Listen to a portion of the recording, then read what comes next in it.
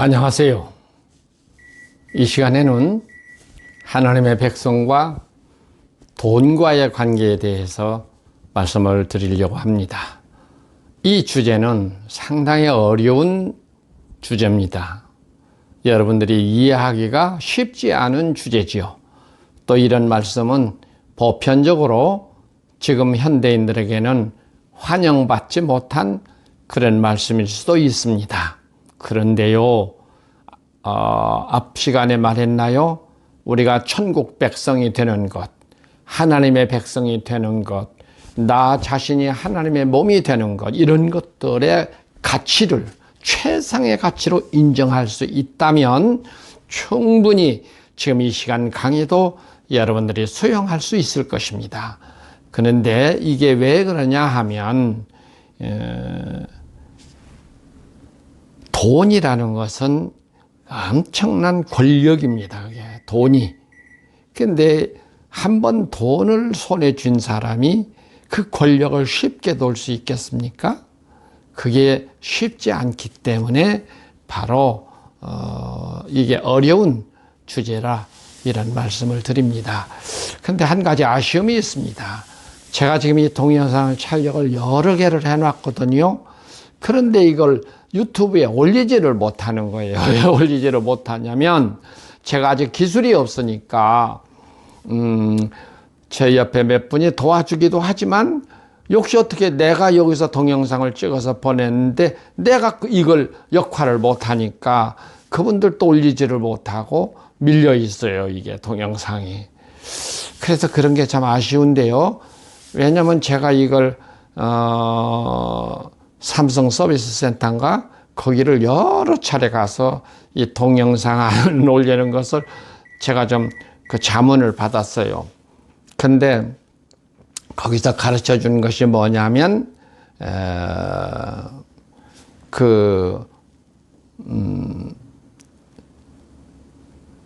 이렇게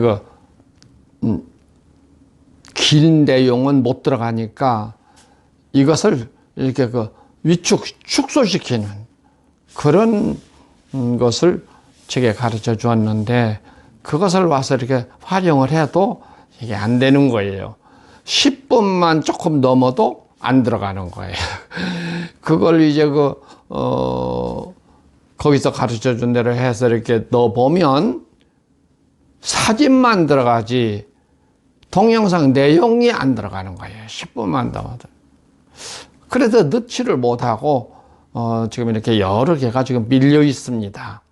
그러니까 여러분들도 아마 이 유튜브에 들어가서 보시는데 보니까 아유 더 이상 들어오는 게 없으니까 저한테 전화가 와요.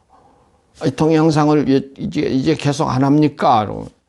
근데 이게 안 한 게 아니라 해놨지만은 올리지를 못해서 미루어 있어요. 촬영은 해놓고도. 이거 누가 좀 잘 이런 걸 아는 분이 있으면 좀 자문을 해 주셨으면 좋겠어요. 다른 분들 걸 제가 이렇게 보면 어떤 분들은 30분도 하고 40분도 하고 긴 곳은 1시간이 넘는 것도 있더라고요. 그건 어떻게 올리는 것인지 모르지만 이런 기술이 없으니까 이걸 못 올리고 있습니다. 이런 부분을 이 동영상 혹은 시청하신 분들 중에서 그런 분들을 좀 잘 조예가 있는 분들은 그런 거를 좀 알려주셨으면 고맙겠습니다. 그러면 이렇게 동영상 촬영해 놓은 거 밀어놓지 않고 그거 바로바로 그때마다 이렇게 올릴 수 있겠습니다. 이거 시간이 또 없는데 잔소리를 먼저 했네요. 대단히 잘못했습니다. 용서하세요. 너무 답답해서 지금 말씀을 드리는 것이니까 이해해 주시기 바랍니다. 오늘은 하나님의 백성과 돈 문제입니다. 재물 문제죠. 하나님의 백성과 재물. 이 관계가 어떻게 해야 될 거냐 하는 거예요. 이게 상당히 중요한 것입니다. 예를 들어서 제가 말씀을 드리겠습니다. 사도행전 13장에 보면 사울 임금과 다윗 왕에 대한 이야기가 나옵니다. 두 분의 똑같이 그 사도행전 13장에서 나와요. 그런데 첫 번 초대 왕이 사울 왕이잖아요. 사울 왕을 세우셔서 40년 동안 왕 노릇하게 했다가 그를 패하시고 이렇게 나와요. 그 다음에 이새의 아들 다윗을 왕으로 세웠는데 그를 만나니 하나님께서 내 마음에 합한 자라 그런 말씀을 하시면서 내가 저를 통해서 내 뜻을 다 이루리라 이런 말을 했어요. 근데 이 두 분을 비교해서 이렇게 했는데요. 이게 정치 권력이라는 것이잖아요. 정치 권력을 똑같이 주었는데 한 사람은 멸문 가정이 되었어요. 사울 임금은 멸문 가정이 되어버렸습니다. 본인만 멸망당한 게 아니라 가문 자체가 멸문 가정이 되어버렸어요. 근데 다윗은 그게 아니라 메시아의 언약을 했어요. 다윗이에요. 그래서 다윗의 자손 중에 그리스도가 오신 거잖아요. 마태복음 1장 1절에 보면. 그런 복을 받았어요. 인간적으로 생각하면 사울 임금은 그런 기록이 별로 없지만 다윗은 정말로 무서운 죄를 진 사람이잖아요. 남의 아내를 빼앗고 또 그것을 은폐시키기 위해서 그 남편을 의도적으로 전쟁터에 보내서 죽이고 이게 살인자죠. 그랬는데 어째서 인간적으로 보면 정말 사울이 오히려 더 그런 점에서는 낫잖아요. 윤리나 도덕적인 면에서는. 그런데도 그는 멸문 가정이 되고 왜 다윗은 메시아의 조상이 되어서 수천 대가 지나가더라. 지금까지도 그 다윗 하느냐 그러느냐 말이에요. 여기에는 중요한 것이 있습니다. 그게 뭔 줄 아세요? 사울을 임금으로 딱 세우니까 사울은 그 왕권을 왕의 권력을 자기 것으로 사용을 했어요. 그래서 지 맘대로 한 거예요. 제사장들만 제사 드릴 수 있는 곳을 사무엘이 좀 늦게 왔다고 해서 지가 제사장 노릇을 해버리기도 하고 아말렉에 가서 생명 있는 것은 다 죽여라 했는데도 사람들은 죽여놓지만 동물들, 아주 실한 동물들은 다 끌고 왔잖아요. 사무엘이 그랬어요. 이게 무슨 소리냐? 짐승 소리를 듣고 이게 무슨 소리냐? 하니까 사울이 그런 말을 하죠. 하나님께 제물로 드리려고 저러고 실한 짐승들은 다 가지고 왔습니다. 이런 얘기를 해요. 그래서 거기서 유명한 말이 생기잖아요. 뭐예요? 하나님은 번제물보다도 순종을 더 원하신다는 거죠. 그런 것이 뭐냐면 왕이라고 해서 제 마음대로 그 왕권을 사용했다는 거예요. 근데 반대로 다윗은 어땠어요? 다윗은 하나님의 종으로 왕 노릇을 했어요. 전쟁할 일이 생겼을 때는 반드시 하나님 앞에 물었어요. 이 전쟁을 할까요 말까요? 예? 예루살렘 성전 문제를 놓고도 다윗이 지가 얼마든지 할 수 있죠. 다 건설할 준비도 해놨으니까 자재도 다 준비해놨으니까. 그런데도 나단 선지를 불러서 상의하고 나단 선지도 좋겠다 그랬지만은 그 밤에 하나님께서 나단에게 말했잖아요. 다윗에게 가서 성전 짓지 말라고 해라. 그러니까 나단 선지가 와서 다윗에게 하나님께서 이 성전 짓지 말라고 합니다. 그 자재랑 다 준비해 놓고 짓지 말라고 그러니까 다윗이 그거 안 했잖아요. 안 하고 자기 아들에게 유언으로 남겨서 예루살렘 성전을 짓게 한 건데 그것도 성경을 잘 봐야 되는데요. 다윗이 하나님이 짓지 말라고 하는 것을 자기 자의적 해석을 해요. 내가 사람을 많이 죽여서 피 흘렸기 때문에 나는 짓지 못하고 아들에게 통해서 지라고 했다. 왜냐하면 그 성경에 그랬거든. 네 몸에서 날짜가 내가 거할 성전을 지으리라 이런 말을 했거든요. 짓지 말라고 그랬는데 네 몸에서 날짜라 한 이 말을 다윗은 솔로몬으로 이해를 했어요. 그러니까 솔로몬에게 유언으로 남겨서 예루살렘 성전을 짓게 한 거죠. 근데 그 말은 솔로몬이 아니에요. 네 몸에서 날짜란 말은 뭐예요? 다윗의 몸에서 날짜가 예수 그리스도예요. 그리스도를 통해서 하나님이 거하실 영원한 집을, 영원한 성전을 지은 것을 이미 말씀하신 건데, 다윗은 거기까지 생각을 못했으니까 솔로몬에게 유언해가지고 그걸 진 거지만, 솔로몬 성전 짓고 나서 얼마나 많은 환란을 겪었어요. 예? 예수님 당시에 있는 성전은 무슨 성전이에요? 솔로몬 성전은 이미 다 그 전에 불태워져 버리고 헐어져 버리고, 그러니까 수르바벨이 또 성전을 지었는데 그것도 또 다 없어져 버리고, 예수님 당시에 이 성전은 헤롯 성전이라 그럽니다. 헤롯은 이두메 사람인데 유대인들이 환심을 사기 위해서 지금 지은 거잖아요. 근데 그 성전 자체가 예수님의 십자가에 달리심으로 말미암아 의미가 없기 때문에 이걸 헐어라 그런 거예요. 왜 이 말을 한 줄 아세요? 돈이라는 것도 권력이라는 면에서 정치 권력과 돈의 권력이 동등하다는 거예요. 지금 돈 가진 사람은 엄청난 권력을 행사하는 거잖아요. 그런데 크리스찬들이 돈을 가지고 그것을 지 것처럼 생각해 버릴 때는 사울의 길을 가버린 것이죠. 근데 돈을 아무리 많이 벌고 많이 소유를 했다 할지라도 다윗의 마음이 되면은 어떻게 살아야겠어요? 하나님의 종으로 살아야죠. 그래야 영원히 복을 받는 거 아니겠습니까?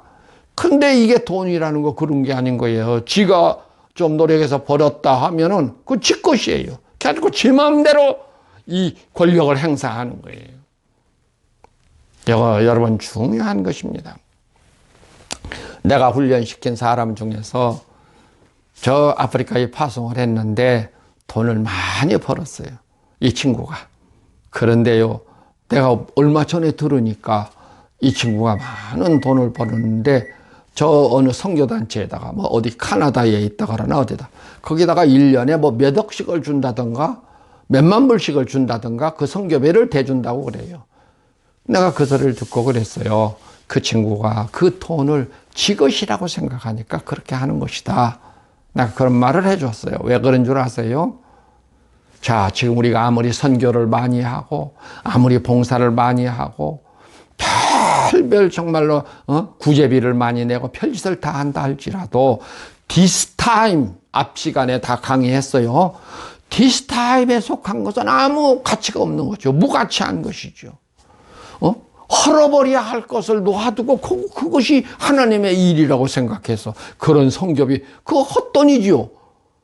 아무 인정도 못 받는. 그것이 왜 그래요? 자기 것이라고 생각하니까. 이런 개념이 없는 거예요, 지금 사람들이. 그래서 우리가 이런 강의를 들을 때 하나님의 백성들은 돈에 관해서 어떻게 생각해야 하느냐 하는 거예요. 돈은 현실이기 때문에 권력이라니까요. 대단한 거죠. 돈 없으면 아무것도 못 하잖아. 돈 없으면 밥도 굶어야 하고 죽고 병들어 죽어도 죽어야 돼요. 돈 없으면. 그러니까 굉장한 힘을 가지고 있는 거예요. 돈이라는 것이. 그런데요, 우리가 이런 시간에 생각을 해야 됩니다. 자유민주주의가 되면서 18세기에 인류 사회에 뭐가 도입된 줄 아세요? 예? 뭐가 도입됐어요? 자본주의라는 거예요. 자본주의. 자본주의가 들어오니까 이 지구촌이 얼마나 부유해졌어요. 아주 풍요로워졌고 너무 편리해졌고 아주 이제 정말로 요전날 강의하면서 말씀드린 것처럼 우리는요, 돈 있는 사람들은요, 옛날 왕들보다도 더 화려하고 더 편안하고 더 영광스럽게 사는 것이지 않습니까? 그런데요, 자본주의가 들어오면서 지구촌은 어떻게 됐어요? 양극화라는 것이 됐잖아요. 양극화. 부자들은, 돈 가진 사람들은 그 정말로 풍요로운 삶을 누리고 살지만 상대적으로 가난한 사람들은 어떻게 살아요? 너무너무 비참하게 살죠. 예? 제가 지금부터 한 30년 전인가요? 그 전인가? 서부 아프리카 카메룬이라는 곳을 가봤어요. 그랬더니 거기가 나무가 훌청한 거예요. 군부가 독재한 나라인데. 그런데 거기를 어쩌다 차 타고 지나가면서 보니까 큰 트레일러가 얼마나 나무가 큰지요. 그 커다란 통나무를 그 긴 트레일러에다가 하나 싣고 가는 것이 있어요. 그런데 보통 통나무들을 2개, 3개씩을 싣고 큰 트레일러들이 줄줄이 어디로? 바닷가로 가는 거예요. 그거 이제 바닷가에 가가지고 외국으로다 수출하려고 그런 것이죠. 근데 그것을 보고, 그 현실을 보고, 참, 마음에 참 무겁고 답답하더라고요. 왜냐?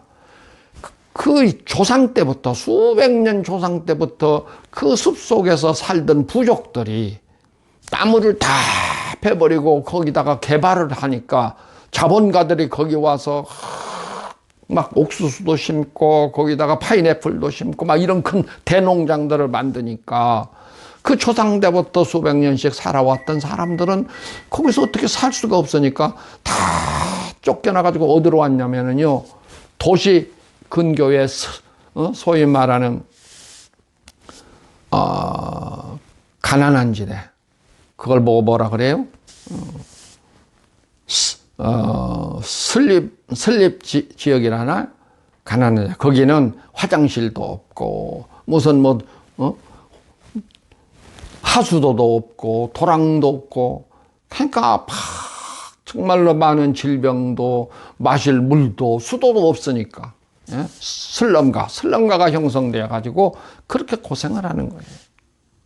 그것을 보면서 그 많은 나무 팔아서 한 돈들은 권력을 가진 사람들이다.